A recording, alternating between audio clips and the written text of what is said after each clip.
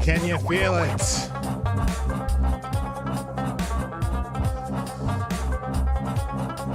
All right. Hey, everybody. Happy Thursday. FTG Thursday, as it's known here on the Morning Night Live. I am so happy to be here because, I'm happy when I wake up every day, because every day that your eyes are open, your eyes can be opened a little more. I don't know what that meant. I was trying to think of something profound to say, and I'm sure that I just completely failed, but that's okay. We're going to try not to fail on this show. We got a lot of stuff to talk about. By the way, did you hear that Trump may be arrested?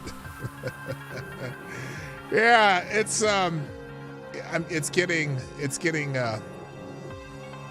a little silly, but it's going to be the race to who gets there first. That's what it is.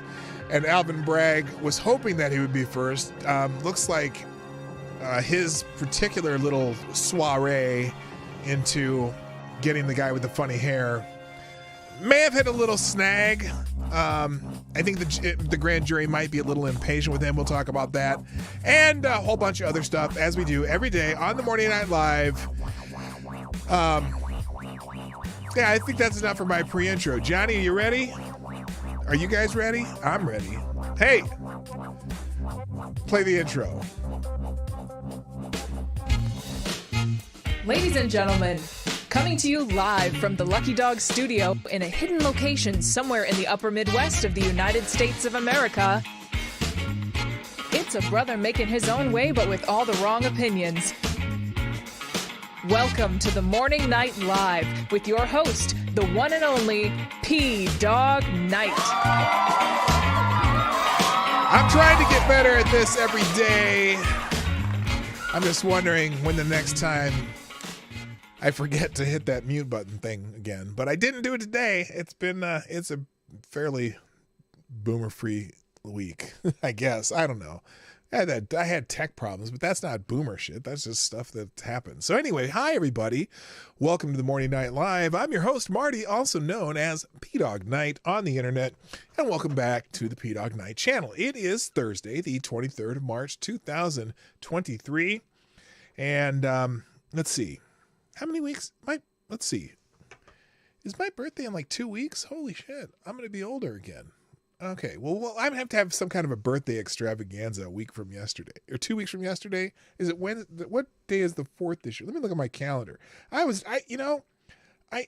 my wife asked me yesterday, oh, what do you want to do for your birthday? And I'm like, oh, what are you talking about? Is my birthday coming up? And she's like, yeah, your birthday's coming up. It's in, 2 weeks from Tuesday. This past Tuesday. Okay, I'll have to figure something out. Anyway, I hope hope you all are having a good morning. I certainly am. I got my a nice fresh cup of the reparations in the very Minnesotan Paisley Park Prince Cup. I got this at Paisley Park when we went on a mini tour there. I haven't taken the big tour. I hear it's awesome. I mean, you'd think that going through a music studio and stuff would be kind of weird, not weird and dull, but it's I've been told that the tour, especially if you take one of the tours where you can go through the studios and hear stuff and whatever, it's really cool. So if you're ever in Minnesota, the Twin Cities area, it's worth the drive to go out to Chanhassen and check out the Paisley Park Studios from the man known as Prince. And may he rest in peace. Oh, Shrapnel, your birthday's April 4th too? Hey, that's cool. That's good to know. All right, so since I got a lot of stuff today and I'm here on time for a change, I'm gonna get it started because I have tons of tabs open.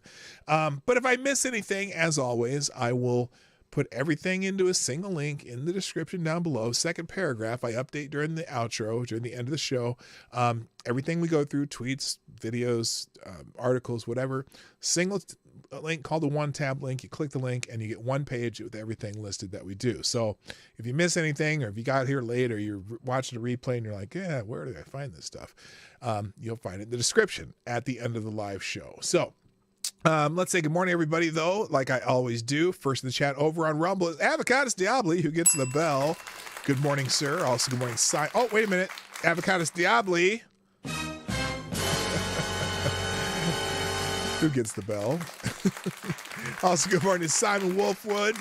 Jimmy Daz Hotep's in the house. Good morning, Mike Savage, Blarg. And that's everyone on Rumble, at least everyone who shows their face on Rumble. Now, I know more people watch on Rumble than that, but and I still haven't figured out where you come from. If you're watching on Rumble, or if you even picked up the show and got this far on Rumble, please put a comment in the comment section, because I would like to know where you come from. I know a lot of people watch this after the fact, and I get tons of traffic on Rumble. I just don't know where it's coming from. Over on YouTube, I haven't even sent this to the live chat. Let me fix that, because over on YouTube, first in the chat is also Avocatus Diablo, who gets the bell. Good morning also to Trippy Liberty, Mike Savage, Blarg, Scribe Light, Dog Thrapple. Good morning also to Tyler F, Jimmy Das Hotep. Good morning also to Rachel Madhouse Dildo, Dr. Funkenstein's Ghost. Hi, Tyler Alexander. How you doing, brother? Good morning also Simon Wolfwood, Lord Stanhope. Let's see, Rotten Corpses in the house, Jay Pylon, another Hotep Nation guy. Sarah's in the house. Hi, Sarah. You know what, Sarah? We need to talk. Lady Boomer and I might be in we might be doing one of those trips again, and this time we might go to Ohio, Michigan, that area of the country. Anyway, I'll tell you about. Well, you and I have to talk. I don't know if you follow me on Twitter or something. I need to find a way to DM you. I think Laura has your email address. I think you've corresponded with her. Anyway, nice to see you though. It's been a while. I haven't seen you here live, and I know you may watch once in a while. Also, good morning, Jaeger Pony, my favorite Canadians in the house. Nice to see you. HP Lovecraft and Plague Dr. Zach Osborne's here. Attack Alpaca. Lord Stanhope. I think I already said Lord Stanhope, didn't I? Shrapnel's in the house, who we share a birthday. And let's see, is that? Oh, and Canon Hotep's in the house. What's up? So, do me a favor, do that like and share and all that stuff. You can sponsor the show, pdogdiet.live. That's the Streamlabs link. If you're so inclined, that's the best place for my personal opinion, because you get if you can do super chats, but if you do a $2 super chat, you only get like 50 characters. pdogdiet.live, Streamlabs. No matter what you donate, you can write it, the full whatever 240.56 or whatever they gave you, no matter how much. And also, you don't give as much money to the YouTube, Google conglomerate. So I like that new Avi, by the way, Canon. That's nice. I like that little purple pink thing. I don't know what it is, but it looks kind of cool. And it's very catchy. It's very eye-catching. I like that. Good morning to Black Hebrew Israelite also. That's right. Nice to see you. All right. And BHI is over on Rumble. Good to see you over there. New regular on Rumble. Yes, it is boomer time, BHI. I appreciate it. Oh, that's Black Hebrew Israelite. Duh. Well, anyway, yeah, it's boomer time. You always talk about, now, this is funny, Black Hebrew Israelite. On YouTube, you're so mild-mannered, except for when you do the chats. You write some stuff that is questionable. But on Rumble, you're always calling me boomer. I don't get it. Is that, like, are you trying to split your personality up? What the hell is that about? I'm just curious. Good morning, Septus Wolf, too. Nice to have you. All right, so hit that like, hit the share the stream. In fact, right now, I'm just going to ramble here for a second, and everyone share the stream somewhere. Click there's an arrow, or if you're on Rumble, you can, cut and paste and whatever, but just somewhere. By the way, let me thank the people who've already done that, because that's always good to do. Scribe Light, Summonable Nation, Tyler F. And that's it. Get on it, people. What's up? Let's go. Come on. All right. Anyway, shall we get into the news? Now, I didn't really pull up a bunch of, usually I have a bunch of the trending topics on Twitter. I didn't do that today, but I do want to look at it just to see if anything's popped up since I was setting up this show. Why aren't you rambling? I am rambling. I'm rambling. In fact, I'm rambling by going into the Twitter topics that I haven't pulled up yet and just see if there's anything important trending. So I'm looking over here. And I'm going to hit Ace here first. There we go. I look over here on Twitter, and here's the trending topics. This is the For You tab for me. The View Cinema is trending. Latrine Jean-Pierre is trending. Lindsay Lohan's trending. Star Wars. Democrats hate America. Jim Crow. Sean Penn. Let Women Speak Australia. Giselle, and Mila Kunis and Affordable Care Act. Now, some of those topics, I'm curious. Okay, these tabs, by the way. Oh, Maddie's in the house. How you doing, Maddie? I see you. I don't know why these are trending, but I want to see why cinema's trending, because usually it's people on the left being mad because the newly independent Christian cinema has pissed somebody off with something. So let's see. Quote Digger Cinema single-handedly stopped Democrats from ending a tax break for hedge fund managers and private equity executives. Meanwhile, she received $1 million in donations from Wall Street. Don't be fooled. Cinema isn't independent. She's beholden to her donors. Now, that's Robert Reich, the appropriately named Robert Reich, wrote that. And apparently they're mad because she stopped some banking thing. When Christmas and I were presented with the same information, I voted to protect Arizonans. Okay, she voted to give the banks free rein. I don't know why that is. Look, if you want to, anyone wants to criticize Kirsten Sinema because she's pissed off Democrats for, switch to independent, let's just look straight to people like Nancy Pelosi, Maxine Waters, Eye Patch McCain, all these people who've become rich because they're in Congress.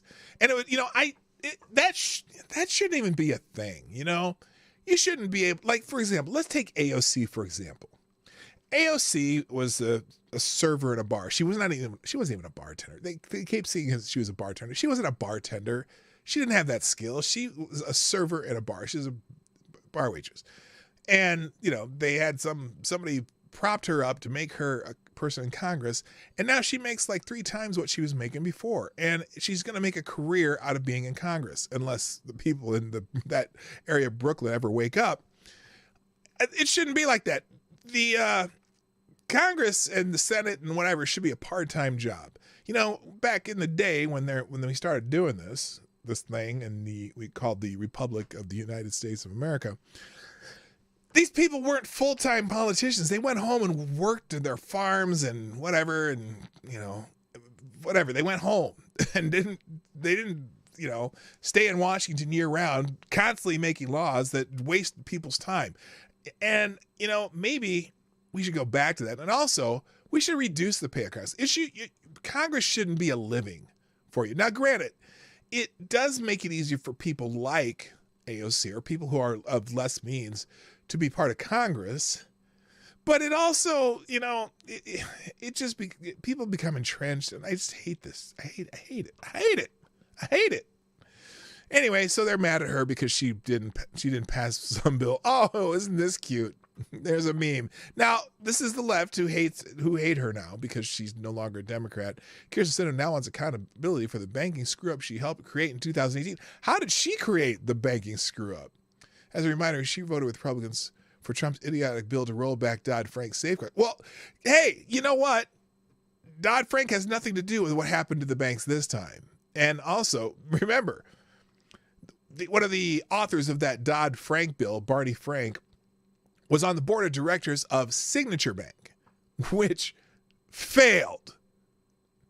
But they did have a great DEI department. So anyway, that's why she's trending. What else is going on let's see, anything else here that I think I already have Latrine. I didn't click Latrine. Let's see what Latrine's up to. Maybe we'll figure out why she's trending. I know she had a little dust up with that reporter from Africa that is in the White House press corps because she never calls on him, and he got pissed.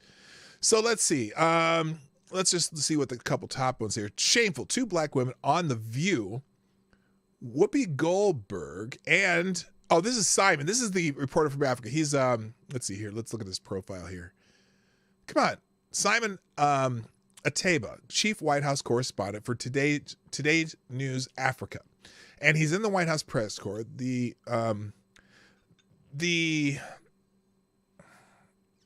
Latrine never calls on him. He's been there, the whole 2 years or 2+ years that,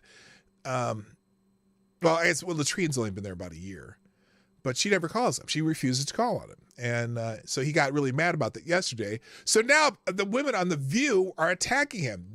And he wrote, shameful, 2 black women on The View, Whoopi Goldberg and Sunny Hostin, attacked me and found it unacceptable that Press Secretary Latrine Jean-Pierre, a black woman herself, would call on reporters from around the world, but not on the black African reporter in the room for more than 7. That's it, I guess. 7 months. Hasn't called them in 7 months. And so a lot of times he pipes up and asks questions anyway. Where did you forget your history? What about the love and care for minorities? What about respecting the First Amendment? Oh, now don't throw facts at him, Simon. Come on now. So you know what? This one I will put in the tabs today, in the links today. Just this particular topic. Also, now Occupy Democrats, which is another one of the propaganda Twitter handles, breaking. This is from that's March 13th. Let's see here. Here we go. Now, Ducey asked her a question. Let's see if she failed in this answer. Ducey, House Oversight says they've got bank records showing a Chinese energy company paying 3 Biden family members. What were they paid for? She didn't answer this question. Here we go. Here she is.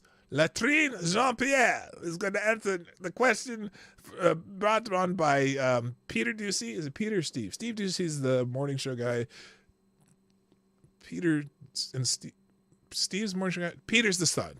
Anyway, here's the question. House Oversight says they've got bank records showing a Chinese energy company paying 3 Biden family members. Yeah, what about them payments to the Biden family members by a Chinese energy company? Look, I'm just not going to respond to that. Why? Look, why? We have heard from House Republicans for years and years and years. For years. How the inaccuracies and lies when it comes to this issue. Oh, really? And there's bank records. What do you to even answer that bank question? Records are inaccurate? It's lies and inaccuracies for the past couple of years, and I'm just not going to get into it from here. Okay.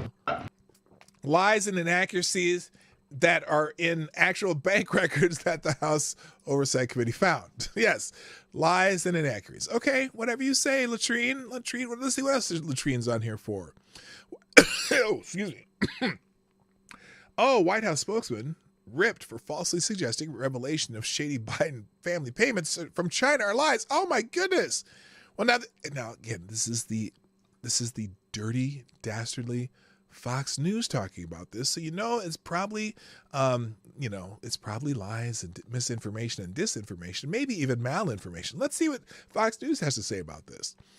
Karine Jean-Pierre ripped for claiming Biden family's $1 billion payouts is lies. We're living in an insane time. Okay, so White House Press Secretary Latrine Jean-Pierre tried to dodge questions about Biden family connection to a Chinese energy company during her press briefing Wednesday.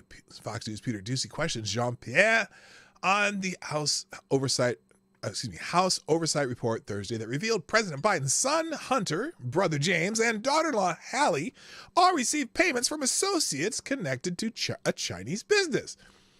Quote, House Oversight say they got bank records showing the Chinese energy company paying 3 Biden family members through a third party. What were they paid for? Doocy asked. You know what's really curious about that? Hey, Chicago Mike, I see you. What's really curious about that, look, I get it. Hunter Biden was doing business in China, right? And now it's all dubious. It was all during when Joe was vice president, and there's some questions of whether or not, the deals were made when, he went on a trip with Joe to China, yada, yada, right? But if he's doing business with Hunter Biden, if they're Chinese energy company, doing again, because, Hunter is an expert in the energy sector, right? Because that's, Burisma and whatnot. But anyway, but what exactly did his brother do to get part of that $1 million? And what exactly is Hallie is that his daughter, or who is that? Who knows who Hallie Biden is? Let's just say she's not Hunter, okay? And she's not the big guy, although then also there was some payments to someone just that was listed as Biden. It was just Biden, okay? There was Hunter Biden, there was Hallie Biden, there was whatever his brother's name is. What's his brother's name? What the hell is his brother's name? Peter, Michael, James. But then there was just said Biden. Like, when you're referencing members of the Biden family and one just says Biden, do you think that's the 10% for the big guy? I'm just curious. I really do. I'm just sure. I'm not sure. Anyway, then she said she's not just going to respond. Well, her response was attacked as gaslighting and lies on Twitter. Here's the tweet from Jerry Dunleavy. Hunter Biden's legal team has publicly acknowledged that these payments happened. Oh, well, interesting. The denial by President Biden and this dodge by Latrine are nothing but gaslighting. And they have a whole article in the Washington Examiner. In fact, why don't I'll leave that article open. I'm not going to read the whole thing. She's lying. National Review contributor Pradeep Shankar tweeted, the claim is not true that KJP is unable to flatly deny, the claim is so not true that KJP is unable to flatly deny it. Conservative writer Doug Powers wrote, podcast host Ahmed is that a real name? Ahmed Al-Aslikin agreed she's lying, and the press knows that she's lying to them. Washington Times commentary editor Kelly Riddell wrote, lies! What lies? Explain to us by explaining the Biden family transactions why, in fact, this is a lie. Radio host and Fox News contributor Guy Benson explained, here it is. She went on to justify her non-answer by citing years and years of lies from Republicans, but her boss has told documented lies on this very subject. No response on the bank records is unacceptable. It's a legitimate question, and if it's just a new lie, prove it, bitch. Anyway, yeah, there's all, okay, so if you want to read all the comments, of course, but this is Fox News, so we cannot ever trust Fox News to report news. They are only misinformation, disinformation, and malinformation. So there you go. All right. Let's see what else here. I did open that, didn't I? Did I open Latrine? Yes, I did. All right. Anything else I want to see in trending stuff before I get into the show? Lindsay Lohan's trending. Why is Lindsay Lohan trending? Oh, there was another one. Let me see. Hang on a second. Women. There's the one I want to do. I'm gonna do this one later. Women's rights are human rights was trending this morning, and that's because apparently in Australia, there was a. Wait. Wait. Oh my God. Okay.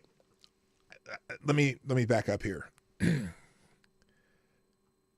The Vice President of the United States, Kamala Harris. How long ago was this? Remember, it's Women's History Month. Women's History Month. Kamala Harris, during Women's History Month, sent a letter to a person who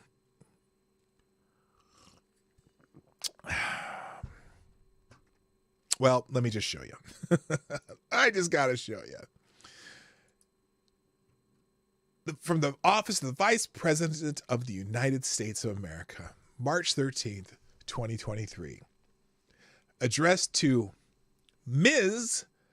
Dylan Mulvaney. Now, you got to know who Dylan Mulvaney is by now. My 365 days as a girl. You know, that dude, thing, whatever, him.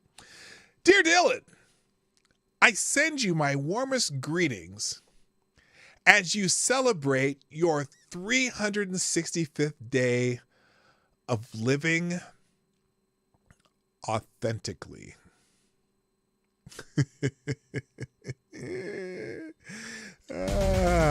You're otherwise known as your minstrel show. Thank you for courageously sharing your story and your journey courageously. Do you know how this kid's going through a lot to troll the world in his little woman face show.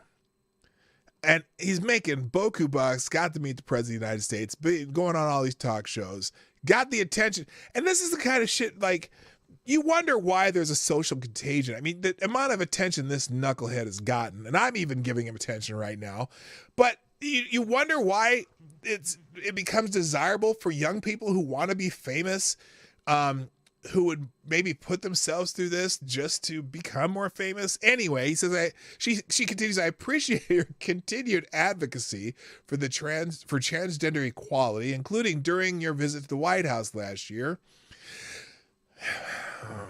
Hang on a second. This isn't working. Hang on. Let me try something here.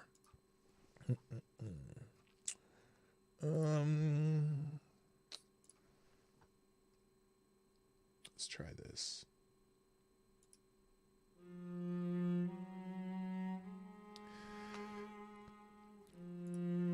Through your work as an activist and an advocate for the LGBTQI+ community, you continue to break barriers and inspire young people across our nation and around the world. While we have made incredible progress from advancing marriage equality to enacting historic protections for transgender people, the fight is far from over. Our administration stands with the LGBTQI+ LMNOP XPLC MNORSTGQ +7 community in the ongoing struggle for true equity, and equality against hate and discrimination in all forms. I am grateful for your dedication and courage, and I hope you continue to use your platform to spread positivity and create change. I look forward to seeing all that you will accomplish in the future. Sincerely, Kamala Harris.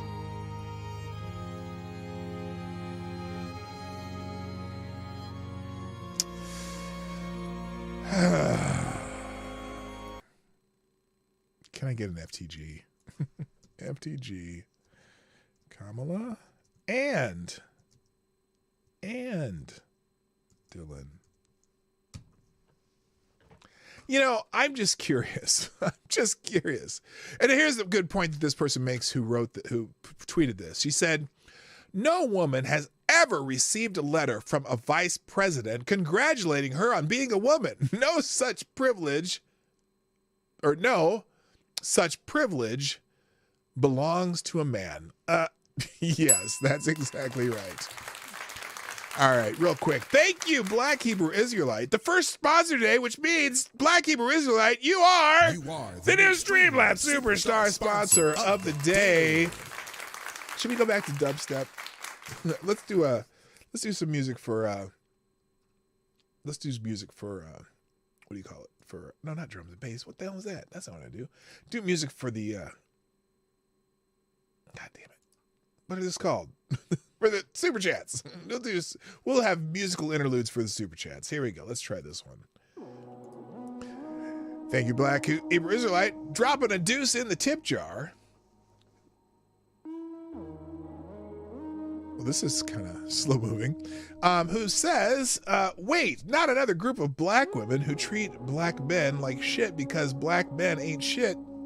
Wait a minute. That's right. I'm sure they're not mad when we date white women or go overseas to Asia hotties because they didn't want us. That's right. I'm not even sure what that's reference to. Maybe is that reference to The View? I don't know. Anyway, thank you, Black Hebrew Israelite, for sponsoring the show. You too can sponsor the show at pdognight.live 24 hours a day, and I will read your message. You'll get a lot of characters, even if you only drop a deuce in the tip jar, because I don't mind cleaning up the deuce that you dropped in the tip jar. So there you go. All right, let's stop the music for a second. That little letter from Dylan's, the vice president to Dylan, was so special. And oh boy, did I wonder if I. Yes, I did. Okay, that letter will be in the tabs. I know all of you want to save that for posterity. So anyway, I got a couple more notifications here, meaning people are tweeting out the show. Thank you, Jimmy Das Hotep, TC, and who's Lady Monaceros, who just liked it. But anyway, thanks for. I really appreciate when y'all share the show. It helps. We get a couple new viewers every week, and that's a good thing. Oh God. Minneapolis is trending in sports. And I don't care about sports. Rob Reiner's trending too. Well, we're going to skip that because I want to get into the show today. Now that we've had plenty of intro, we've had plenty of time for people to get here. We got 25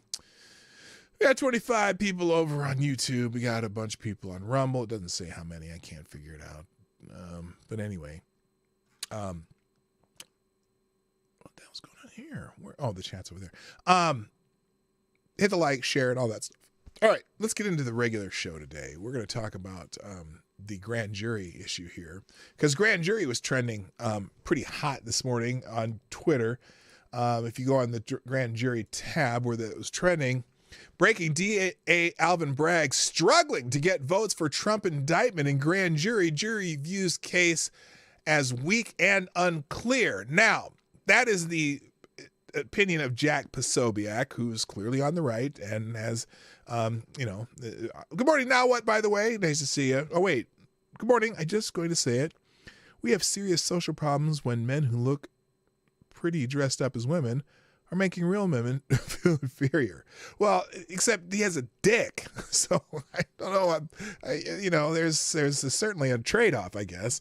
And look, Dylan is the ultimate autogynephiliac trans. I mean, just so excited because, his idea that because he dresses up in a woman, it almost arouses him, it seems like, which I'm not going to test the theory, but it feels that way. And also, he's a complete mockery of what girls are supposed to be, at least from a feminist standpoint. I'm shocked that there are any feminists whatsoever, including the progressive feminists, the, third, fourth wave feminists who normally support trans people, the progressive left. I'm shocked that they don't cringe every time they see Dylan. So I don't know. It's one of those things that, because he's such a mockery of gender roles, and supposedly part of main thing of feminism is that, you're trying to dispel gender roles, and he just completely just exaggerates gender roles with his just his stupidity and his idea that the thought of being a girl, I have my shopping shirts and this and that, and the stupid shit that he does is just, it's embarrassing. It's, again, I'm sure sometime down the line, between the proliferation of drag shows for kids and some trans people like Dylan who become famous basically only for being trans, because what else, granted, Dylan was in the production of the Book of Mormon back in the day. He's an actor, right? And oh my God, there's a video of him. Apparently he was on The Price is Right one time and just made a complete ass of himself. He's an attention whore. And he was a promising actor in the Book of Mormon, but maybe because he lost his mojo, because that shows, his time on that is gone. So now this is his new attention getting behavior. And the fact that we're celebrating this idiot who looks just, it's I don't want to say it's mortifying. It's sad though that this is going to become the idea of what women are. Women are so much more than this idiot. And so anyway, good morning, by the way, to those ain't real, dude. How an appropriate name to pop in while I'm talking about this. Anyway, so there's a whole lot of stuff going on. The DA in Manhattan, there's a whole lot of different versions of this. Now, this is the Wildfire Newsletter by Kyle Becker, who's on the right. Manhattan DA accused of hiding hundreds of pages of exculpatory evidence from grand jury in Trump case. Wait a minute, you don't have the hundreds of pages I handed over to Alvin Bragg over here? You only have 6 cherry-picked documents? Now, this is when the surprise witness came to speak. Or to testify, and they only asked him about 6 documents when he had 300, and he asked the grand jury about it. So Fox News legal analyst Greg Jarrett on Hannity on Tuesday night accused Bragg of the prosecutorial misconduct and furthermore called for the disbarment of the attorneys involved in the travesty of justice. Now, again, people on the right are going to ask for his prosecution or whatever. He said, and then as Kyle, let's get rid of this. As Kyle mentioned yesterday, I think when Bob Costello got into that grand jury room and told them, wait a minute, you don't have the hundreds of pages I handed over to Alvin Bragg over here. You only have 6 cherry-picked documents. Hiding from grand jury's exculpatory information is reprehensible and unconscionable, Jarrett said, and the conduct of Alvin Bragg and his henchman, Mark Pomerantz, who specifically said in his book, speak, Marty, don't Joe Biden this shit up. We're targeting zombies because we don't like his beliefs. Okay, that's weird. And those guys should face disbarment procedures. Harvard Law professor emeritus Alan Dershowitz added that his perspective on the charges being brought by the Manhattan DA, in my new book, Get Trump, I go through all of those 4 allegations and I say there's plenty of smoke, but there's no fire, Dershowitz argued. If there were a fire, it would be set by arsonists. So the problem is what happened is the grand jury did not meet, is not going to meet today. And I'll give you a Business Insider perspective. Business Insider is very left editorially, even though they haven't named Business Insider or Insider. Don't be fooled by the word business. This is a very left editorially motivated publication. Trump indictment, grand jury not likely to meet on Thursday, either after Manhattan DA paused Stormy Daniels case Wednesday. Now, because they paused yesterday too. The Manhattan hush money, now again, just the way they write it, you can almost tell the slant by the words they choose. So their first line in this article, the Manhattan hush money grand jury, okay, so calling a non-disclosure agreement hush money clearly is a slant, right? And I'm not making a slur towards, never mind. I shouldn't even have brought it up. You probably didn't think about that.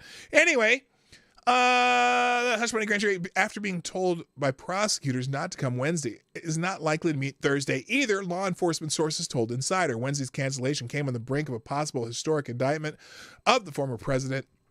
Donald John Trump. The grand jury has been meeting on Mondays, Wednesdays, and Thursdays to hear evidence of Trump's alleged role in approving a 2016 election eve payment of $130,000 to adult film actress Stormy Daniels, money that federal prosecutors have called an illegal campaign expenditure. Now, isn't that weird? Because Bragg is trying to turn that into a felony. When it's really in most cases, this is an administrative fine. Not even a misdemeanor. It's an administrative fine that you get from this. But star prosecution witness Michael Cohen, I should say star prosecution witness convicted perjurer Michael Cohen, has told reporters recently as last week that he expected to be the grand jury's final witness. Had that remained the plan, Cohen's testimony, which concluded last Wednesday, would have been quickly followed by deliberations and a vote. But not so fast. Wednesday's pause in the grand jury's activity, especially if the panel indeed takes the rest of this week off, will also likely delay the process into next week. Grand juries convene in secret, and prosecutors are statutorily barred from discussing what they do. This week's pause came after unexpected testimony Monday by Robert Costello, who was allowed to address the grand jurors at the defense's request. Costello, who previously served as Cohen's legal advisor, said at a press conference Monday that he attacked his former client's credibility during his testimony. Cohen had spent 2 days of testimony walking juries through the chronology of Trump's involvement in the payment. It is unclear why the District Attorney Alvin Bragg hit pause on the grand jury that has been hearing evidence against Trump since mid-January. The reason for the pause could be related to the grand jury's investigation, or unrelated to the grand jury's investigation. Oh, really? Do you think that's what it is?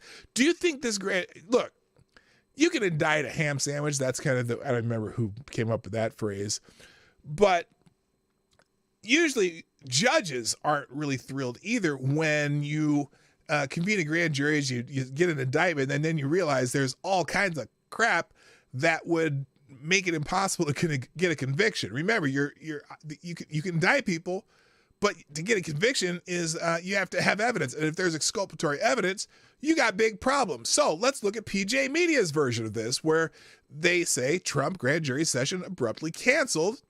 On Wednesday morning, Trump wrote in a post on Truth Social that Bragg was having problems with the grand jury.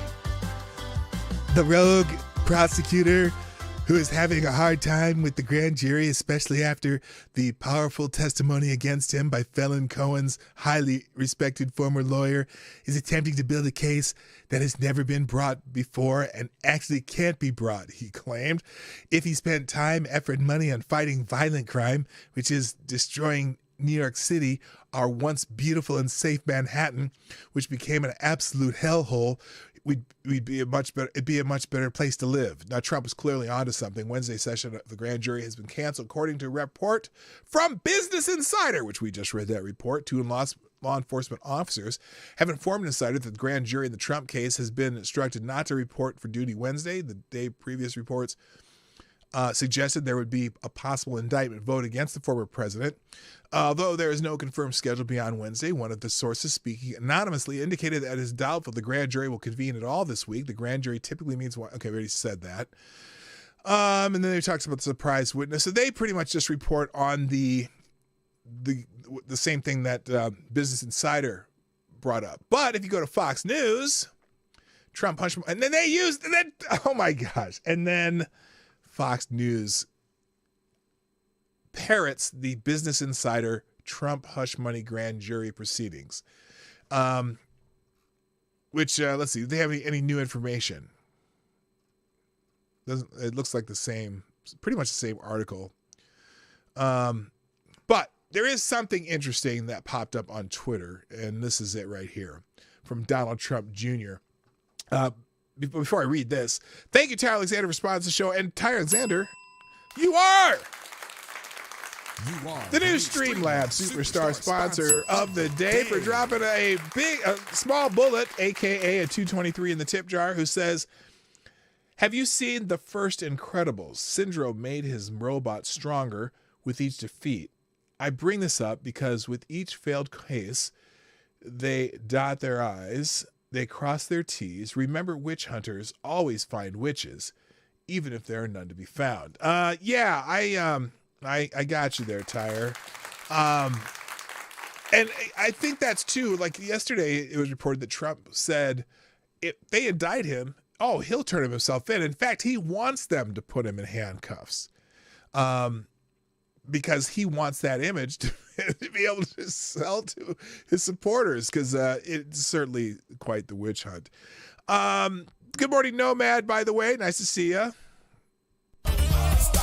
Hammer time. It's going to be impossible to claim this was a campaign funding issue. He has done this before with other women long before the campaign. Yeah, it's not the first time he's tried to cover CYA with non-disclosure agreements with his picadillos. And, look, I don't look to Trump for morality, but I would certainly prefer him to the SpongeBob shitpants that's in office right now. Anyway, so this is something that Donald Trump Jr. posted that's been all over the internet in a February 2018 document just uncovered. Michael Cohen's own attorney, in a letter to the Federal Election Commission, says that the payment in question does not constitute a campaign contribution. Is the key witness lying to the grand jury and imploding their case? So this is McDermott, Will, and Emery. Let's see, and Stephen Ryan's counsel for Michael Cohen. And who's he writing to? Federal Election Commission. So not Jim Jordan, but this is a Jordan on the Federal Election Commission. Attention, Crystal Dennis, paralegal, whatever.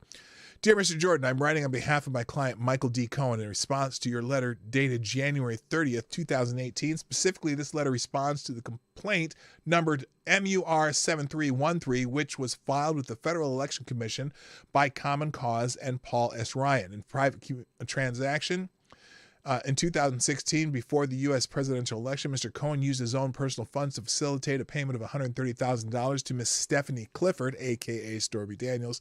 Neither the Trump organization or the Trump campaign was a party to the transaction with Miss Clifford, and neither reimbursed Mr. Cohen for the payment directly or indirectly, contrary to the allegations of the complaint, which are entirely speculative. Neither Mr. Cohen nor Essential Consultants, LLC, made any in-kind contribution to Donald J. Trump for President, Inc., or any other presidential campaign committee. Mr. Cohen has not been a government employee during any of the relevant time period. The payment in question does not constitute a campaign contribution or expenditure, and therefore the FEC lacks jurisdiction over this matter. The complainants have not and cannot present evidence to the contrary. Accordingly, the complaint should be dismissed. So this is when the FEC was looking into it. The Justice Department has also looked into it. Neither have done anything to pursue this, but somehow the Manhattan DA thinks they can. I don't know if that's exculpatory. Is the key witness lying to the grand jury? I mean, the key witness is Michael Cohen, right? I don't know how this helps, but look. The fact is that this is not a felony crime. It's at worst it'd be a misdemeanor, and if it was since the FEC and the Federal Election Commission and the Department of Justice have said no, we're not pursuing this. Why would a Manhattan district attorney pursue it and try to create a felony out of it? It's crazy, but a couple of memes out of this one, which I thought was funny. Hey, bitches, still not in jail. Well, don't hold your breath, Donald. They're going to try every way they can to try to railroad you into something.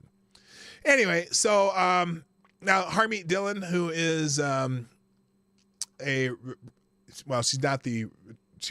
ran for the Republican National Committee chairman, but she's a Republican lawyer, high-powered Republican lawyer.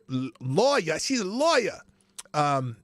Has chimed in on this, and Tucker Carlson. I feel like I'm becoming Sinatra because I have little Tucker Carlson clips all the time. But here's how she talked about this last night on Tucker. Well, grand jury proceedings were supposed to take place today about the hush money payment Trump allegedly made back in 2016 through his lawyer Michael Cohen to Stormy Daniels. That's supposed to be a crime, but it's not a crime. In any case, those proceedings were suddenly canceled, and we're not sure why. Okay.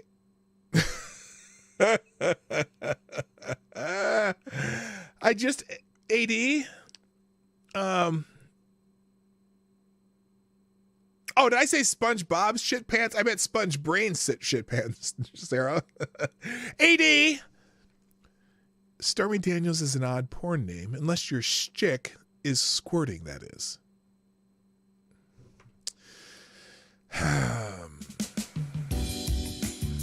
AD. What's wrong with you? Anyway. But today, the Daily Mail found a 2018 letter from the lawyer of Michael. Oh, did Tucker call her Spermy Daniels? Hang on a second. Wait.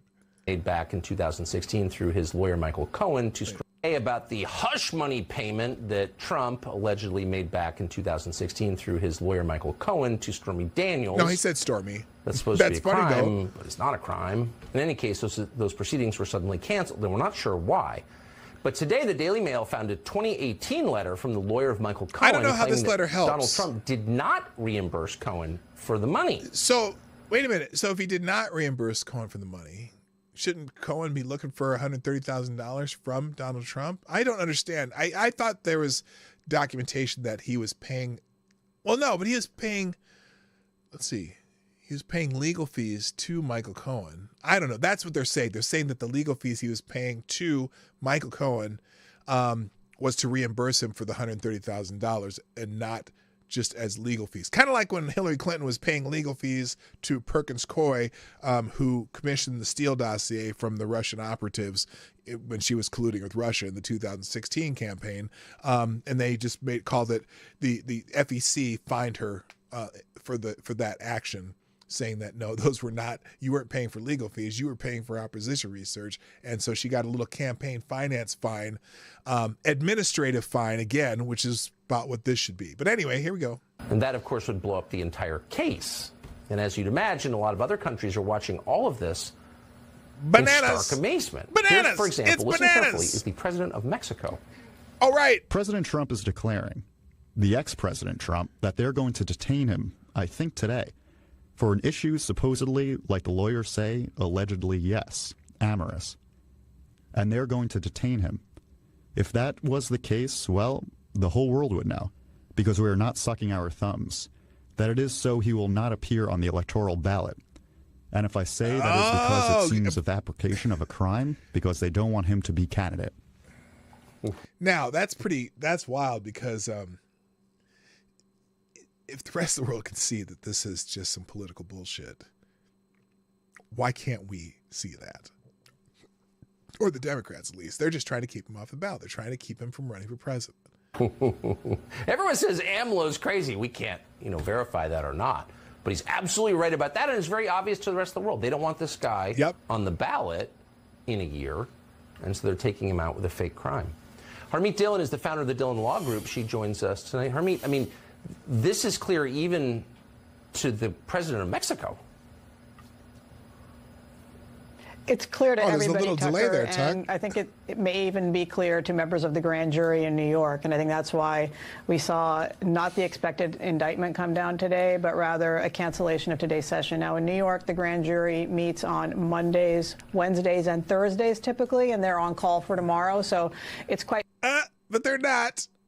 Just saying. Possible that people are reading too much into this, and tomorrow we'll see what was meant to happen today. But some of the leaks that we've seen out of the proceedings and out of the DA's office suggest that the DA is getting pushback from the grand jury, and that may lead to that may be as a result of the testimony of the witness that you had on your show on Monday, Robert Costello, who testified that he had evidence about Michael Cohen's credibility that had not been presented to the grand jury. And so if I were a grand juror and I heard that hundreds of documents that impacted on the outcome of this case had not been presented Wait.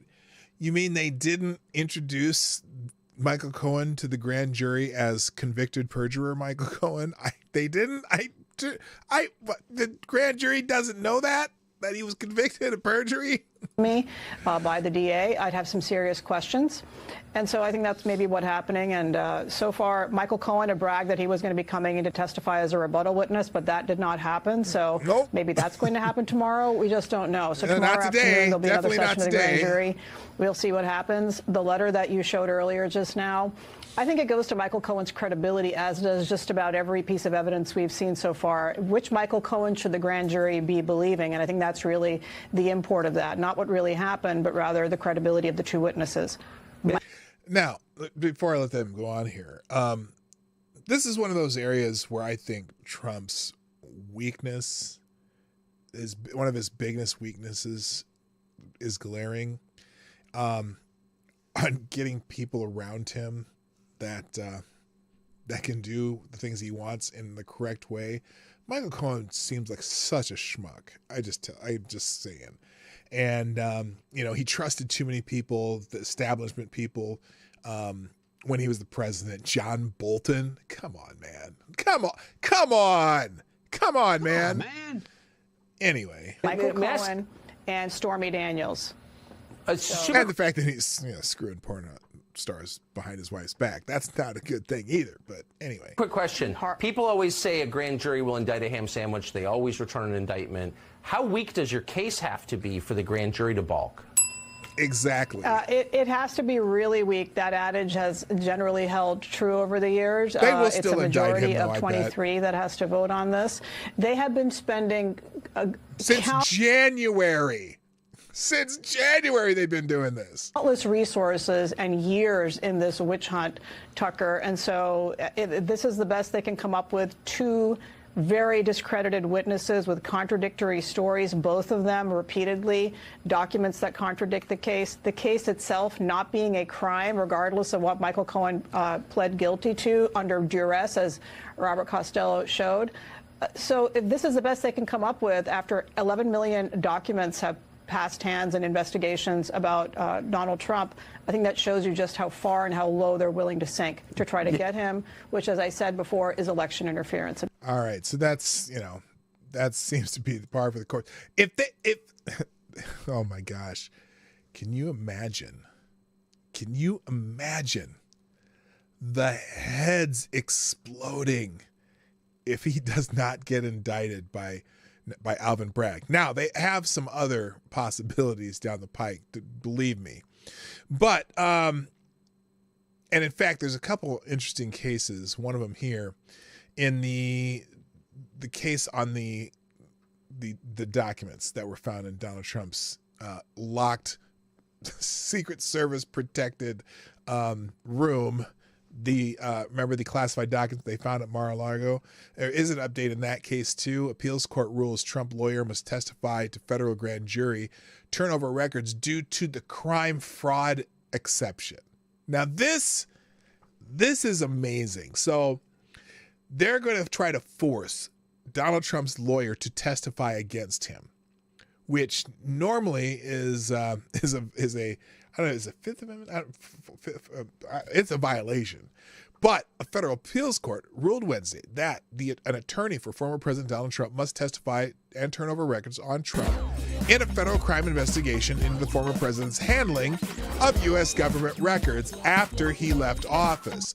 Prosecutors allegedly showed in court last week that they had sufficient evidence that Trump intentionally concealed the existence of classified materials at his Mar-a-Lago home from his own legal team, according to a U.S. federal judge who was overseeing the case up until last week. Write your story so that it works in your favor, right? ABC News reported that sources described the contents of a sealed filing last week from U.S. Judge Beryl Howell, who on Friday stepped down as the D.C. District Court's chief judge. Howell wrote that special counsel Jack Smith, now remember who Jack Smith is. Jack Smith is the major anti-Trump person. Jack Smith's office had made a prima facie showing that former President Trump committed criminal violations. and that Trump's lawyers could now be forced to testify because the evidence revokes the attorney-client privileges due to the crime fraud exception. Under this exception, prosecutors seek records between a client and their attorney based upon evidence that legal advice that was given was used in the furtherance of an illegal or fraudulent activity. This is amazing. They are going to find a way. It's amazing. The D.C. Circuit Court of Appeals State House ordered temporarily on Tuesday night and ordered a rapid series of filings that needed to be filed from Trump's lawyers. Former federal prosecutor and independent counsel Scott Ferguson told CBS News, if this results in Trump's attorney going in to testify, I think that means we are very close to a charging decision. So that's their goal. They want to be first. They want to charge Trump with something. So Howell ordered in her sealed filing that Trump attorney Evan Corcoran needs to comply with the grand jury subpoena to testify, and that he must turn over numerous records related to what she describes as an alleged criminal scheme. So they're trying to say that, I'm sorry, if his lawyers did not know he had them, they could not have given him advice about them in furtherance of a crime. Exactly. It's like they're just making shit up. But anyway, let's see. Trump faces additional legal jeopardy in 3 other criminal investigations into him, including the federal investigation into his efforts to stay in power after the 2020 election, an investigation in Georgia into his efforts to stay in power after the 2020 election, and the investigation to the $130,000 hush money payment. I guess that's the common term for that. I guess it's a hush money payment. So anyway, they continue on there. Real quick, thank you, Black Hebrew Israelite. Sponsor the show one more time. And Black Hebrew Israelite, you're the new Streamlabs Superstar sponsor today. Thank you. Dropping a deuce in the tip jar. And let's see. Black Hebrew Israelite says, Democrats whose motto, quote, sex work is real work, end quote, is now prosecuting Trump for paying a whore to keep her mouth shut instead of open for what? What does this say? Paying a whore to keep her mouth shut instead of open for dick. I got you. Okay, I got you there. That's right. And maybe they'll charge Hunter Biden for giving a stripper a cream pie. Oh my God. That is such language that just don't understand what any of that means, but I'll say it anyway. Thank you. Thank you, Black Hebrew Israelite, the new Streamlabs Superstar sponsor of the day. Okay. There's another, NBC News also has an article on this judge approving the crime fraud exception, but there's nothing really different in this. But it's amazing that they're going to try to force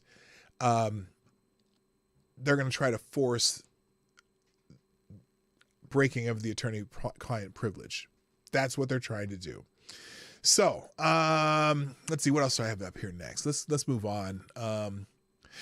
By the way, the the House Oversight Committee is still trying to get information on this Manhattan case, the grand jury stuff, and Jim Jordan apparently has seek testimony from Manhattan prosecutor who resigned over the stalled Trump probe. So one of the prosecutors in this case basically resigned. There's rumors that he was saying this was a circus and BS and everything other kind of thing you want to say about that. So Judiciary Committee Chairman Jim Jordan, a Republican from Ohio, requested Wednesday that a pair of former Manhattan prosecutors who resigned in protest from the Manhattan District Attorney Office last year testify before Congress and provide documents related to the office's year-long investigation into former President Trump. Jordan sent Carrie Dunn and Mark Pomerantz each letters obtained by Breitbart News with his request accusing the pair of shaming Manhattan District Attorney Alvin Bragg into resurrecting the Trump probe after they quit because of Bragg's doubt about moving forward with the case when he first took office last year. It now appears that okay, here's the letter. Let's just look at the letter because I'd just rather read what it is. Here it is. Dear Mr. Dunn, and I think it's 2 letters. I think the letters are the same, just probably. We'll just read one of them. Dear Mr. Dunn, what the hell? Is there a way to make this? There we go. Nope, I don't want to do that. I guess. All right, I'm just going to read it here. Dear Mr. Dunn, New York County District Attorney Alvin Bragg is reportedly about to engage in an unprecedented abuse of prosecutorial authority, the indictment of a former president of the United States and current declared candidate for that office.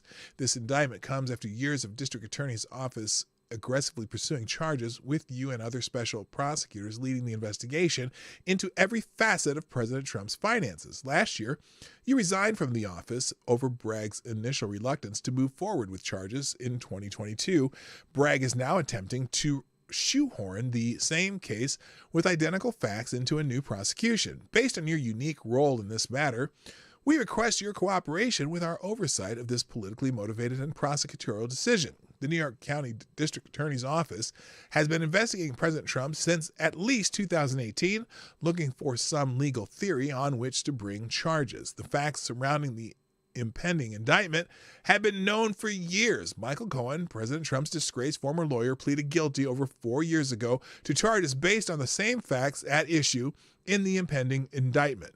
By July 2019, however, the federal prosecutors determined that no additional people would be charged alongside Cohen. In January 2022, soon after Bragg took office, he expressed doubts about President Trump's case and suspended the investigation. This decision caused you and your colleague, Mark Pomerantz, to resign in protest. Oh, they really, really, really wanted that. Your unrelenting pursuit of President Trump has followed you into the private sector. Following your resignation from Bragg's office, you and Pomerantz started a law firm dedicated to weighing ways to bar President Trump from holding future office. Oh, they have an ulterior motive. Just this month, Pomerantz published a book excoriating Bragg for not aggressively prosecuting Trump. The Washington Post reported on that Bragg was deeply stung by criticism from you and Pomerantz. It now appears that your efforts to shame Bragg have worked, as he is reportedly resurrecting a so-called zombie case against President Trump using a tenuous and untested legal theory.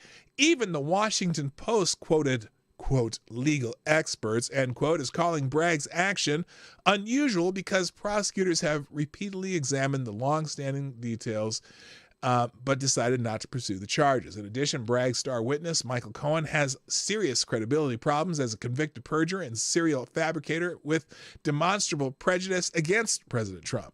Under these circumstances, there is no scenario in which Cohen could fairly be considered an unbiased and credible witness. The inference from the totality of these facts is that Bragg's impending indictment motivated by political calculations. The facts of this matter have not changed since 2018, and no new witnesses have emerged. The Justice Department examined the facts in 2019 and opted not to pursue further prosecutions at that time. Even still, according to reporting, the investigation gained some momentum this year, and Bragg's office convened a new grand jury in January to evaluate the issue. The only intervening factor, it appears, was President Trump's announcement that he would be a candidate for president in 2024. Your actions, both as a special prosecutor and since leaving the district attorney's office, cast serious doubt on administration of fair and impartial justice in this matter. In light of this unprecedented and overzealous investigation, Congress has keen interest in understanding the relevant facts to inform potential legislation to improve the functioning and fairness of our criminal justice system and to better delineate prosecutorial authority between federal and local officials. In addition, because the circumstances of this matter stem in part from special counsel Mueller's investigation, Congress may consider legislative reforms to the authorities of special counsels and their relationship with other prosecuting entities. Accordingly, to advance our oversight, please provide the following documents and information in your personal possession for the period of January 1, 2017 to present. And here's what he asked for. Number one, all documents and communications between or among the New York County District Attorney's Office and the U.S. Department of Justice, its component entities, and other federal law enforcement agencies referring or relating to New York County District Attorney's investigation of President Donald Trump. Because he's asking if there's any federal involvement in this New York District Attorney case. Number two, all documents and communications between or among and the New York County District Attorney's Office referring or relating to President Donald Trump, and all documents and communications between or among you and representatives of the New York County District Attorney's Office referring or relating to your appointment and role as Special Assistant District Attorney for New York County. In addition, your testimony is necessary to advance our oversight and to inform potential legislative reforms. We therefore ask you to testify in a transcribed interview about these matters as soon as possible. Please provide the information and contact the committee staff to schedule your transcribed interview as soon as possible, but no later than 10 a.m.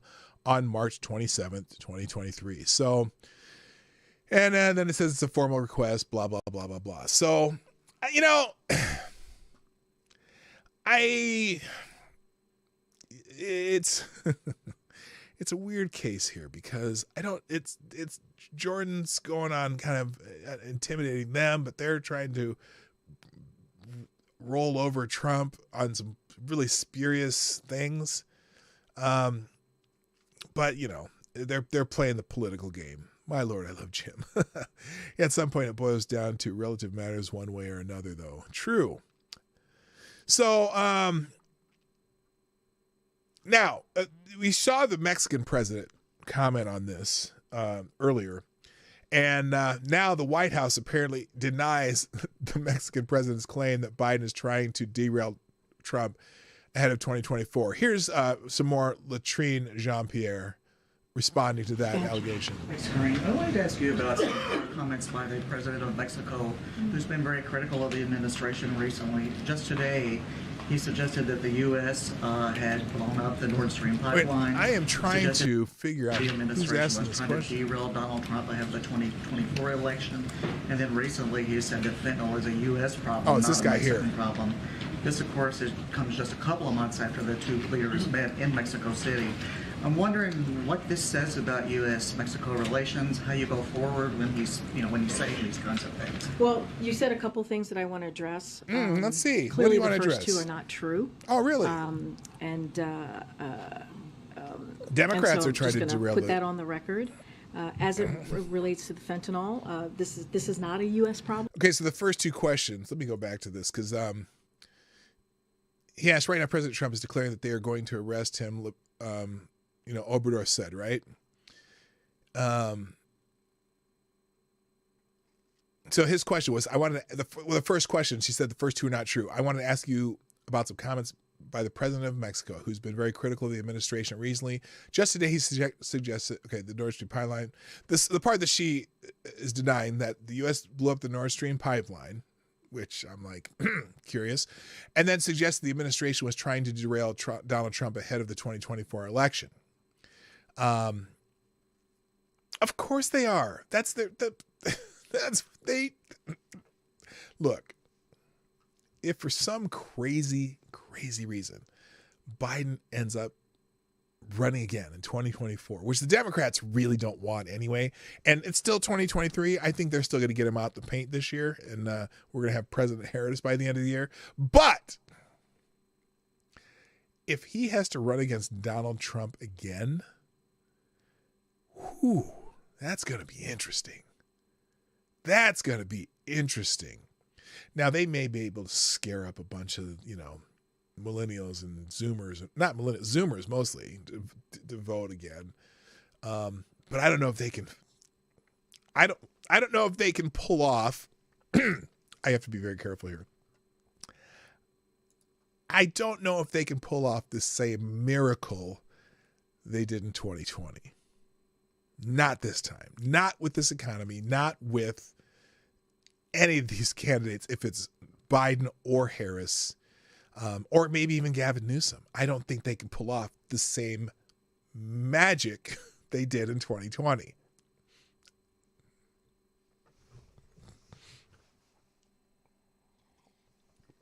If you know what I mean. So, they got to get Trump out the paint. So anyway, she denies it. She denied it, though. She denied that they were trying to get Trump out the paint. So anyway. Now, the White House, though, they have some of their own troubles coming up. Not just Trump's having troubles. Representative James Comer from Kentucky on these payments from China to the Trump family. Representative James Comer, Republican from Kentucky, chairman of the House Oversight Committee, frequently appears on live television at all hours of the day or night, sending stern message to the Biden White House. In a live appearance on Fox News shortly after 4 a.m. this Wednesday morning, Comer accused President Biden of lying to the American people when Biden told a reporter it's not true that members of his family received more than $1 million in an influence peddling scheme. Now here's Comer on Fox News. It's rich that the president just stood there and lied to the American people. It's also rich that the mainstream media hasn't called him out on it. I mean, where are the fact checkers? They've gone for years now saying that this is Russian disinformation, that the Bidens were involved in influence peddling. Then when the laptop surfaced, obviously they said three laptops, real, actually. Three laptops. Well, now I have subpoenaed bank records to prove that the family took over $1 million from a Chinese Communist Party-backed energy company for no apparent reason. And he's still denying it. He's still lying about it. So, yes, we expect an apology from Joe Biden. We're disappointed but not shocked that the mainstream media has turned a blind eye to this. They have receipts. But my message to the White House is this isn't going away. There are other bank records. There are other potential business, quote-unquote, deals that your family has made with China and other adversarial countries around the world. We're going to get the truth out. And there's going to come a point to where eventually the mainstream media is not going to be able to let him stand up there and lie to the American people about the fact that his family's taken millions and millions of dollars from our adversary. Okay, so now you notice, too, when we looked at that other clip from them asking Latrine about these claims, it wasn't on this one, earlier. The reporter asking about the payment. Oh, no, when the Peter Doocy clip. It's undeniable that they have the bank records. So it's not like something that, and they also have Hunter Biden confirming that some of this happened. And through some of the information they pulled from one of the laptops. Now remember, there's not just the one laptop, by the way. You all know that there are two other laptops that Hunter Biden lost, right? And they have a hard drive from one of them. Now that one somehow has some relationship to Russians, like he left it somewhere in Ukraine or something. I don't know where he left it, but they still also have the $2 million payment Hunter Biden got from a Russian mayor. So there's a whole lot of problems. Hi, Rick Ashbringer, by the way. Nice to see you.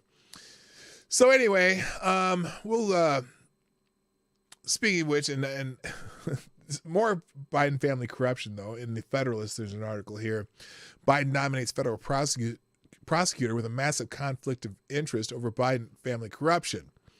And I'm just going to skip down here. On Monday, President Biden named Eric Olshan, currently an assistant U.S. attorney in the Pittsburgh office, to fill a vacancy left open when former U.S. attorney Cindy Chung was confirmed to the Third Circuit Court of Appeals.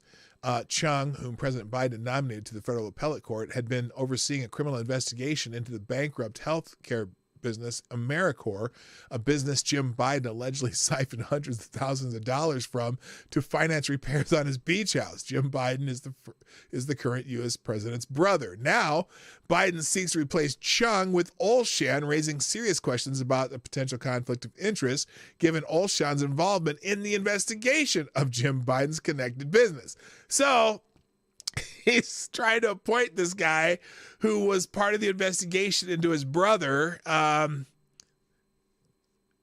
What?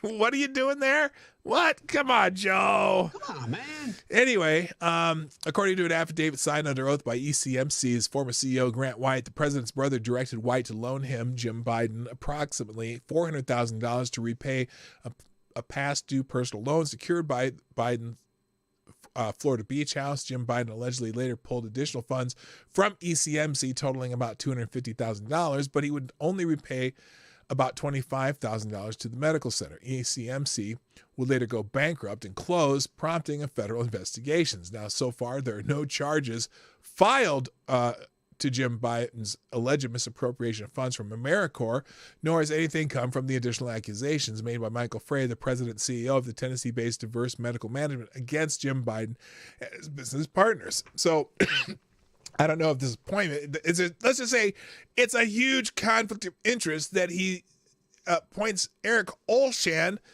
to anything, because Olshan, it's almost like, oh, we got to give you a payoff here. We're going to get you a payoff. So anyway, you can read the rest of that article. It's pretty wild. Let's see. Let's move on. Weaponization panel finds no legitimate basis for DOJ school board memo. Hey, remember when the Department of Justice did that school board memo saying that the kind of equating parents with potential terrorists?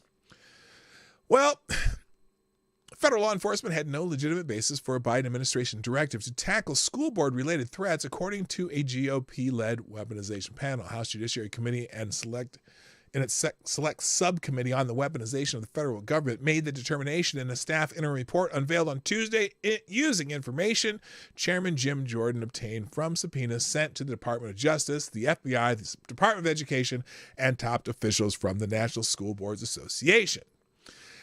Quote, from the initial set of material produced in response to subpoenas, it is apparent that the Biden administration misused federal law enforcement and counterterrorism resources for political purposes, the report said. At the center of the issue is a letter the National School Board Association sent to President Joe Biden in September 2021 seeking assistance in dealing with threats and acts of violence made against public school officials. Now, what's wild is they were basing it on the hearings in London County, Virginia, and also, school boards across the country where parents are fed up with the bullshit, right?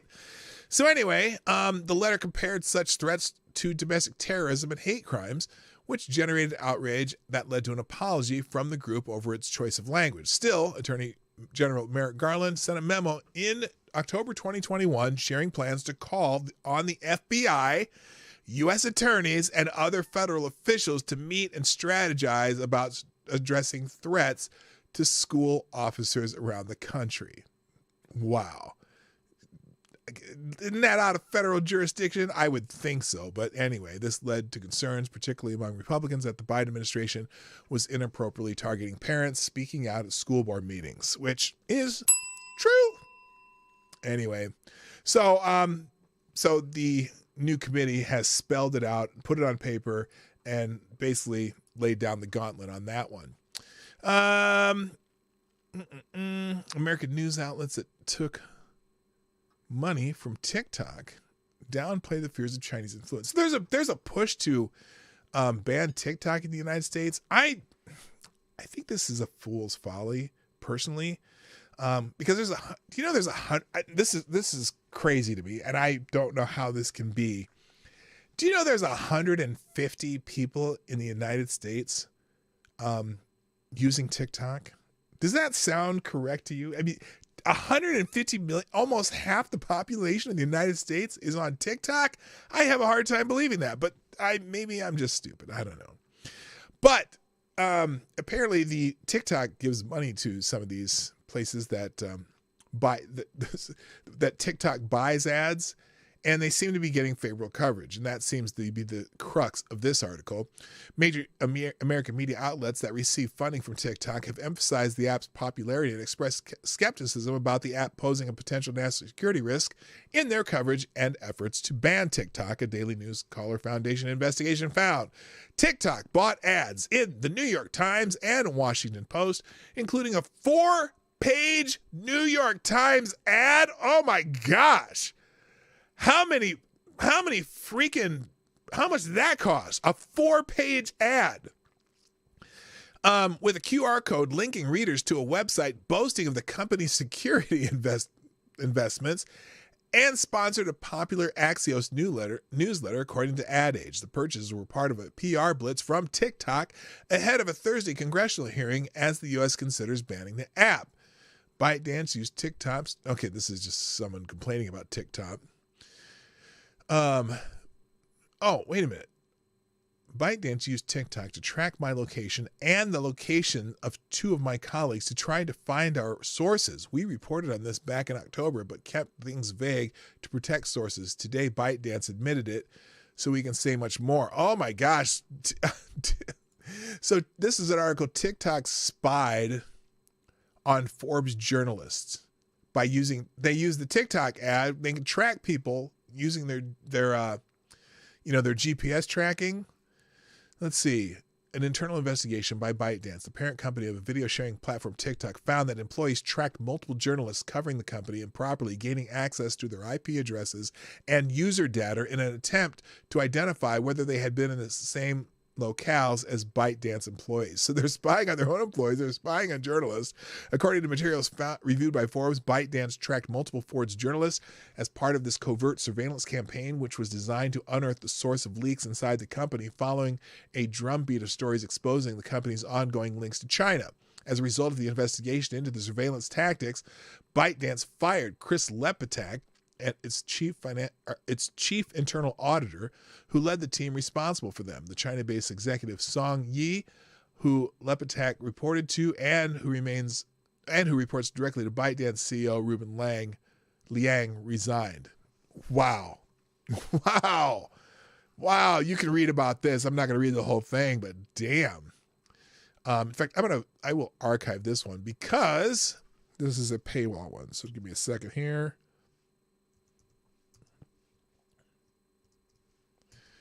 And, it's not even, no one's archived that article before. That's interesting. So anyway, oh, damn it. Did I just close that by accident? Let's reopen that. Don't want to do that. Let's see, reopen, close tab. There we go. And, what the hell? Did it go away? Let's see, let's try this. Maybe reopen, close tab. There we go. All right. So both the Daily Caller article and the, Forbes article will be in the tabs. Moving on, apparently at some college, Candace Owens got people triggered. Adam Carolla and Dennis Prager tried to warn us. The comedian and talk show host made a movie called No Safe Spaces in 2019, chronicling the free speech suppression occurring at colleges nationwide. We all saw what happened next and what's still happening today. Censorship caught fire following the film's release.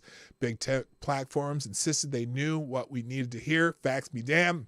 The Biden administration partnered with social media sites to silence debate. Sensitivity readers strangled the prose of iconic writers to prevent readers from experiencing hurt feelings. So anyway, academia sadly still leads the way on free speech suppression. Witness the latest outrageous attack on artistic expression. So, Candace Owens' film, The Greatest Lie Ever Sold, eviscerates media narratives surrounding the death of George Floyd, as well as Black Lives Matter. The film is far from perfect, but it makes a compelling case that the public hasn't yet been told the full story on either front. It deserves to be seen and heard. Is that too much to ask? Well, Daily Wire documentary screened at Central Connecticut State University earlier this month, courtesy of Turning Point USA. A CCSU professor penned a harrowing account of what happened when the film began to play. Here's what happened. 15 minutes into the film, before an audience of approximately 50 students and others intrigued by the title of the film and curious about its contents, roughly the same number of students, at least one faculty member, and possibly others unaffiliated with the university, stormed onto the stage screaming that the film was racist and holding signs proclaiming it hate speech. By doing so, they prevented the audience from watching it. Now, to his credit, Dr. Craig Wright, CCSU's Vice President for Diversity, Equity, and Inclusion, told the protesters to move outside so the screening could continue. Many did, but they pounded their drums and screamed so much that it drowned out the movie's sound. A few stayed in the auditorium, adding to the cacophony. The movie stopped and never started again. Campus police did nothing to address the problems. Now the film got silenced. Opinions that could have changed hearts and minds, or maybe more, couldn't be heard. Now have you heard about this from any Hollywood activists? Variety, Deadline? How many news outlets picked up the story? They don't care. Anyway, that's a good faith Google search found the Hartford Courant's reporting on the incident, the professor's op-ed, and a story based from Legal Insurrection, a right-leaning website, and that's it. Now, had the CCSU screened Call Jane about a woman's fight against pro-life legislation, or a left-leaning documentary like to the end, it's a sure bet the media would have sniffed out the controversy. Just imagine the headlines. Right-wing zealots silence pro-abortion dog. Anyway, CCSU Associate Vice President of Communications and Media Jody Latina, is that her name? A former journalist, shared this stirring defense of the First Amendment at The Current. One of the most critical functions of a public university is to protect the rights of all students. The suppression of speech is a violation of the First Amendment of the Constitution. The documentary, no matter how objectionable, is speech, she said. Well, good for her. I'm very proud of her for acknowledging that it is speech. Hi, Renee Mayette, by the way.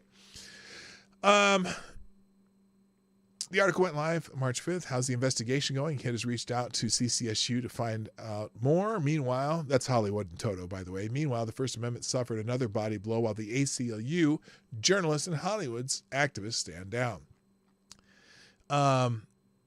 So, and then Latina, the Vice President of Communications, sent an update letter. Latina responded to Hollywood and Toto. Hollywood and Toto is the website I'm reading this from. Regarding some issues surrounding the censored event, she said the protest organizers, 3 students, have all received conduct letters. The next stop is to meet with the Office of Rights and Responsibilities. So, you know, trying to do the heckler's veto, I'm sure that their defense is going to be, well, they were just exercising their First Amendment rights too. Yeah, I don't know about that. The heckler's veto is bullshit. Now, here's an interesting one too. Speaking of free speech, Pennsylvania Democrat threatens to withhold funding from University of Pittsburgh because of conservative speakers. Oh no! Pennsylvania lawmaker on Tuesday issued what free speech advocates are called a veiled threat to withhold funding from the University of Pittsburgh over the school's decision to allow several conservative speakers on campus. Oh my goodness. During an appropriations hearing on university funding, Pennsylvania State Representative Latasha Mays demanded that Pitts disinvite Cabot Phillips, Riley Gaines, and Michael Knowles from upcoming campus events. All 3 speakers have a history of, quote, targeting transgender students, end quote, Mays claimed, especially Knowles, whom she accused of saying that transgender people should be eradicated. Now, I know we've talked about that story where he said transgender ideology needs to be eradicated, and they said, oh my God, he wants to kill all the transgenders. No, he does not want to do that. Okay.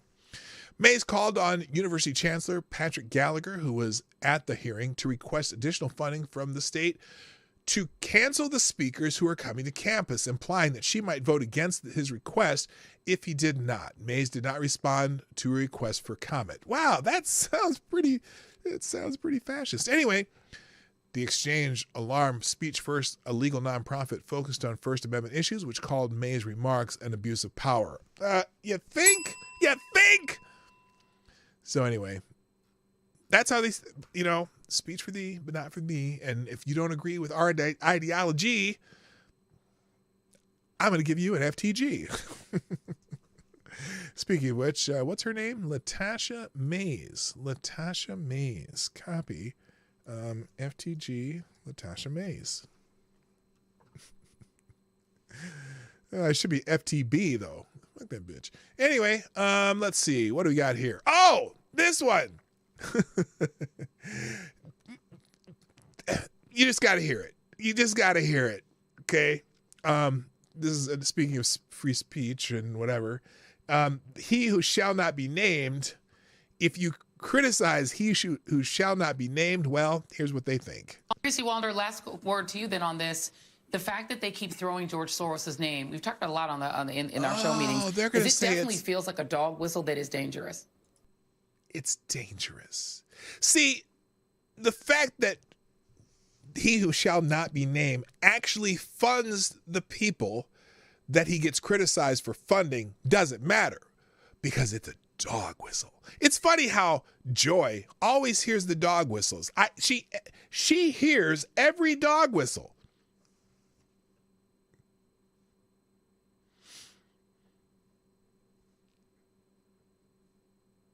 hash that out accordingly.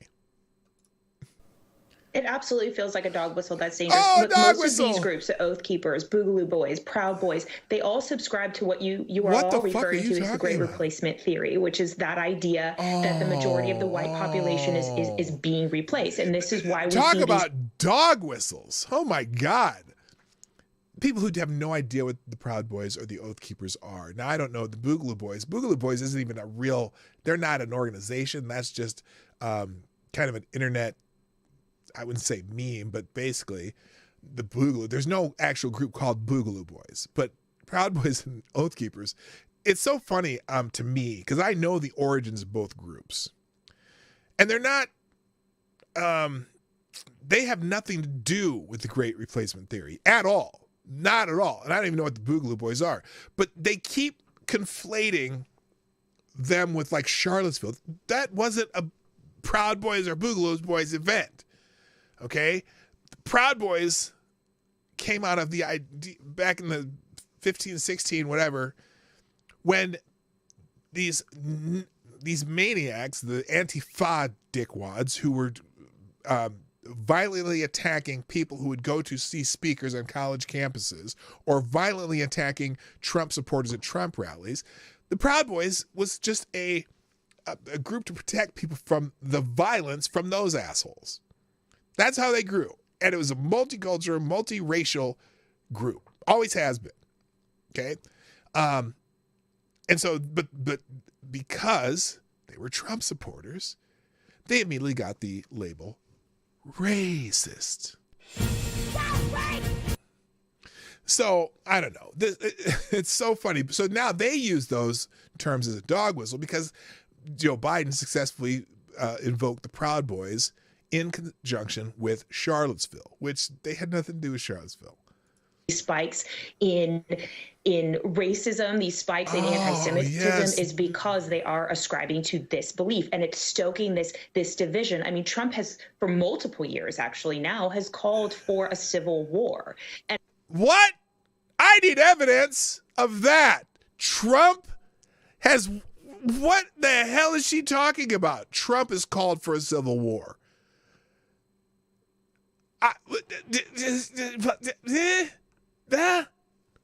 What is she talking about? And I think that's really what he's inferring when he does that. And that's why we're playing whack-a-mole, essentially, with a lot of these online threats. No. And Republicans are letting him do it. And the Republican Party's letting him do it. It's your culture appropriating white women's hair. It's embarrassing. Yeah. They're so entrenched in this bullshit. It's amazing. All right, I'm running out of time here. Let me just give you an idea what else is here that I didn't get to. I didn't get to Simon. Here's Simon. I mentioned him earlier. Here's Simon. Here's Simon, the reporter from Africa Today, speaking with Latrine Jean-Pierre. Yeah, right. You're right. You're here for me. Refer me. No. That's not. We're not doing this. We're not doing this. We're not doing this. We're not doing this. From across the room. You've been discriminating against me and discriminating against some people in the briefing room. And I'm saying that this is the U.S., this is not China, this is not Russia. This is not Russia. Okay. What you are doing, you are making a mockery of the First Amendment. Decorum, please. It's been 7 months. You've not called on me. You've ignored my messages. I'm saying that that's not right. That's not right. Fun times. Welcome, guys. Welcome to the press briefing room. Oh, thank God we have some actors. Thank God we have some actors in the press briefing room. Thank God we got Jason Sudeikis, and I don't know who these guys are, but thank God. I have more important things to take questions from the reporter from Africa that I haven't taken questions from in 7 months because we have some actors. Are those actors? I don't know who these people are. They're certainly not here for anything important at the White House briefing room. We want the press to ask you questions. And unfortunately, you seem to think that some people shouldn't be allowed to ask you questions. Are we ready? Are we going to behave? While many folks... Decorum, please. Simon. They're going to kick him out. I guarantee you they're probably going to kick him out. Sorry to our guests. We apologize. Yes, I apologize. I apologize. Okay, while many folks here in U.S. are focused on March Madness, Oh, yeah. Yeah, that's important. And but don't give Simon a question. So anyway, other articles in here. Parent rights advocate battle with activists media over child sex change treatments. That's in the Daily Caller. It's probably self-explanatory, but if you want to read that article. And legal insurrection, Biden administration. We talked about this, how the California is trying to change rules for diesel engines and trying to eliminate them by 2045 or whatever. And we said that this is probably going to cause a lot of the rest of the country to do the same. And it's going to be just chaos, I think. It's going to be terrible. Well, now there's, it's apparently the Biden administration, seeing as California kind of controls 20% of some of these industries, it's the trucking industry is worried that the Biden administration is going to jump onto that. So here's just a follow-up on that article. 10 states also are considering green amendments, and one faces pushback from the renewable lobby. A green amendment proposed by New Mexico lawmakers to the state's constitution, one of 10 such proposals nationwide, is stalled in part due to concerns held by a Renewable Energy Trade Association. The Washington Post reported Wednesday the proposed amendment would result in renewable energy firms being at increased risks of lawsuits as courts determine the extent of the amendment, which is open to interpretation. The Interwest Energy Alliance alleged, mirroring a report by the state's Legislative Finance Committee, and Democratic State Senator Antoinette Sedillo Lopez dubbed such criticism as misinformation, but nonetheless declined to put the bill up for discussion. So the green energy companies want protection from a lot of this green energy stuff. And apparently some of the legislation that these state legislatures are passing to do these green amendments don't seem to be protecting the green energy companies from liability the way they'd like to be protected. It's like, hey, look, you want to engage in business, you don't get free ride. If yours don't work, you're going to be in trouble. All right. In Breitbart, Federal Reserve increased interest rates amid the banking crisis, which great. That means my expenses are going to go up. It went up another 25 basis points on Wednesday. And again, they're trying to curb inflation, but they're also screwing up banks by doing this. Silicon Valley's bank, basically their troubles is because of the Federal Reserve's quick rise in interest rates over such a short period of time, made the bank's investments worth less than what they, are paying out. So, and that caused the stocks to slide after they raised interest rates. So a couple articles on that you can check out. PJ Media, Moderna plans to hike its COVID vaccine price $100 to $130 per shot. That's 4 times what they cost now. So there was a big hearing in the House, in the Senate, talking about this, where all the Democratic senators were mad because they're raising their prices. Some of the Republican senators too, but some were Republican senators like Mitt Romney was saying, well, that's part of capitalism, blah, blah, blah. It's interesting. The research for these COVID jabs came very much from the federal government, and they've been making billions of dollars in profits on these jabs. And yet now that they're not making as much profit, they're going to raise the price by 4 times. Also, in the Senate hearing, Rand Paul went off on the Moderna CEO, talking about how the side effects of these jabs, which you're not allowed to talk about, so I won't go too deep into it. But anyway, they're planning to raise their price 4 times the current price. And if you want to see Rand Paul's grilling of the Moderna CEO about the side effects, they have a video here. Yeah, they have the entire hearing is in this particular article, but some of the highlights from Rand Paul are in the article here. And then finally, let's see. Oh, challenges to New York's end run around SCOTUS Second Amendment ruling argued at Second Circuit. Court hears 5 separate challenges to New York's Concealed Carry Improvement Act in a spirited 3-hour hearing. The results is anybody's guess. So they're arguing that in the circuit courts, the U.S. Court of Appeals, and a law that's probably going to get struck down in the end anyway. And also, the federal judge has said goodbye to a California gun law.